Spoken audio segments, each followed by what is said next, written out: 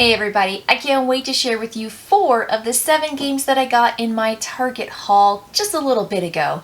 The other 3 games you're actually going to see in other videos because I've categorized them in a different kind of grouping. So what you're going to get today are these 4: Medium, Trails, Kodama Forest, and Escape Room in a Box Flashback. Now, I have to tell you, I got these games for a very specific reason. I'll remind you of that, and I'll let you know what I think about them and how I plan on using them in the future. So the first thing I want to talk about is Medium. Medium is a mind-reading party game. Now, I'm not necessarily in a space physically or with a lot of people or in my life where I just do a lot of partying. But so it's not necessarily a party game that I'm wanting it for. I want it for communication and clarity in guesses and clues because I want to use it in my classroom. So in Medium, what players do is they will essentially partner up with the person next to them, and that's how they're going to earn points. And it's a 2 to 8 player game, so the range is pretty big. Now, what you do is you play a card from your hand, and then the person next to you plays a card from their hand. And those are going to have a word on each card.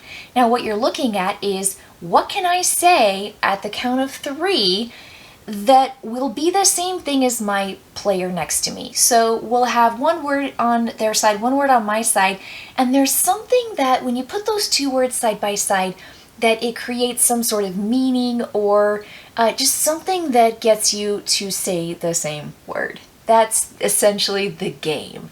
Now, we've played games like these informally, but it's very nice to have a set group of words in these collections that you play with that they've designed in the game. So that's the reason I got Medium, was because I just wanted to have like just a game version of this kind of homemade game where you're kind of just, thinking of a word and you want the other person to say the same word. I think what it does is it just works your language, communication, creativity, critical thinking, and it really asks players to think about what their partner might say because you're working together. You really want to earn those points. So I think there's just a lot to like about Medium. I just don't think I'm going to play it regularly with my friends and my family. I might take it to game night on campus and have college students play it, and I definitely will be bringing it into my classroom so I can share with my students and have them just really work on communication skills. The next game that I want to talk about is Trails. This is a shorter, smaller, obviously, version of Parks. And I really liked Parks. I backed that on Kickstarter. I love the images, I love the components, I love the cards, and I really like the gameplay. So in Trails, you really do get a full game. It's 2 to 4 players. It takes about half an hour to play. And it just is streamlined and easy and just really clean. I'm so surprised at how much of a game it is. I don't know what I was expecting, but it's great. And there's this wonderful built-in time mechanic where every time a player goes to the trail end and they start coming back, cards start flipping over as night falls, and you begin to have this cascading effect of the sun going down. And as the sun goes down, things become more advantageous. The backside of the tiles actually give you more resources, but you can still only have a certain number of resources by the time you get to trail end or the trail start, the trail head. And so you're just trying to collect these resources, maximize taking photographs.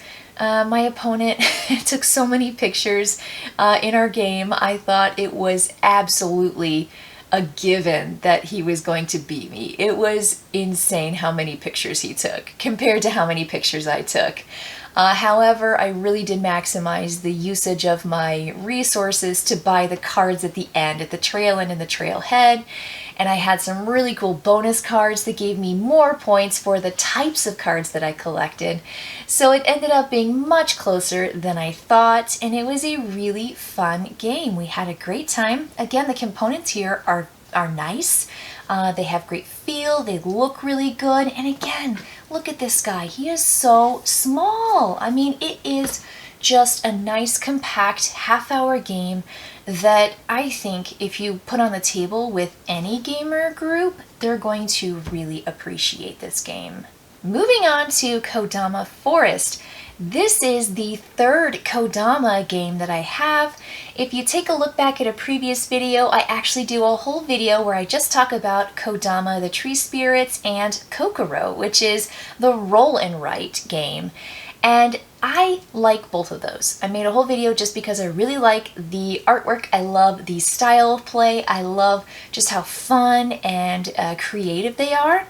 And so then I was very interested in getting Forest when it popped up as an option in Target, and I'm so glad I got it because I actually think that Kodama Forest is my favorite of the three now that I've played it.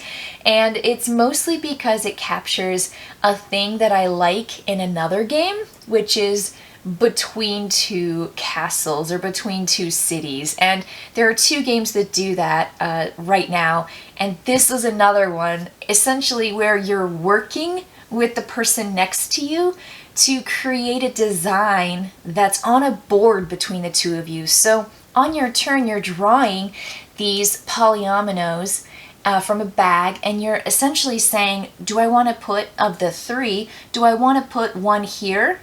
I want to put it over here on this board between my opponent on my left versus the opponent on my right. And I want to get the least amount of points because there's just a bunch of negative points and you want to cover them up. And anything that's left over is going to be negative points. So you want to essentially get to 0, which is perfect. And you have to make good choices. You have to talk to the partner next to you. You have to talk to the partner on the other side of you. And you have to figure out, well, if I cover this up, then I get the bonus tile that gives me this, and I can put this here.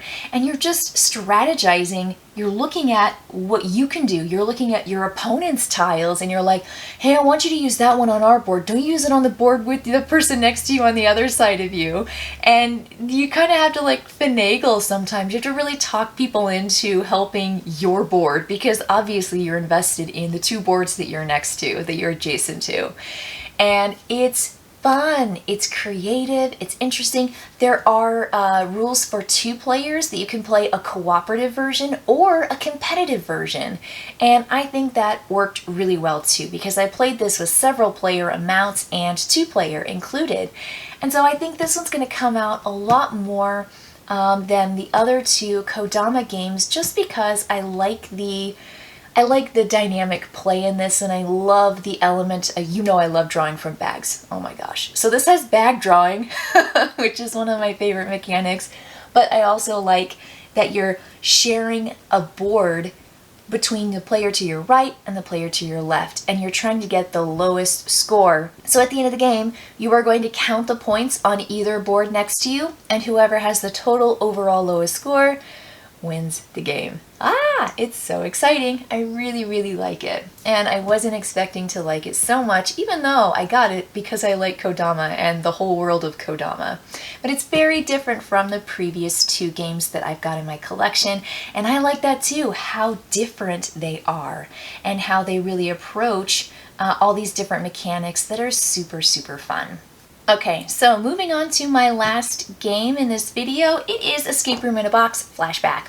So there are 3 games that they have right now, and it's Escape Room Flashback, Werewolf Experiment, and The Walking Dead. So I have still my Kickstarter version, which looks a little different than the retail version you can get at Target, but I still have my first edition Escape Room in a Box shrink wrapped that has just been sitting on the shelf waiting to be played. So I decided to play Escape Room in a Box Flashback. And I think if I were to recommend it, play Werewolf first. It's not vital, it's not necessary, but the storyline actually continues from the story in the first one. And when I started reading the instructions for this game, I realized that, and we still pressed on and just played this game, which is fine.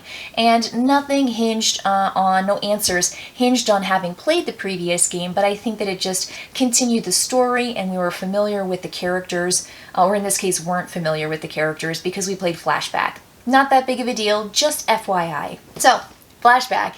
This was really fun. We had a great time with it. It does take between 60 and 90 minutes to play. There were 3 of us who tackled it, and I have to say that very first puzzle series, because there were 3 different paths or colored puzzle collections to go down, and you complete them all wholly, and then at the end you put all of those pieces together to get the final answer.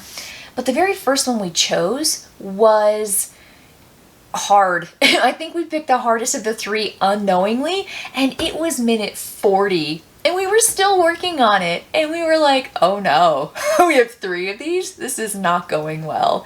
And then after we really pushed forward and got through it, which the whole time we were engaged and we were having a great time, and it was super fun, and the puzzles were really good.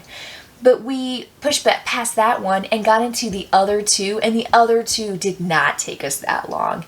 Actually, I think they took combined less time than the very first route that we took. So the very first route we took was the language-based one, thinking that there are 2 English majors in the group and we really like words. We thought, we can handle that one. And that one was really challenging for us. So take it with a grain of salt, but the puzzles were really fun and very different.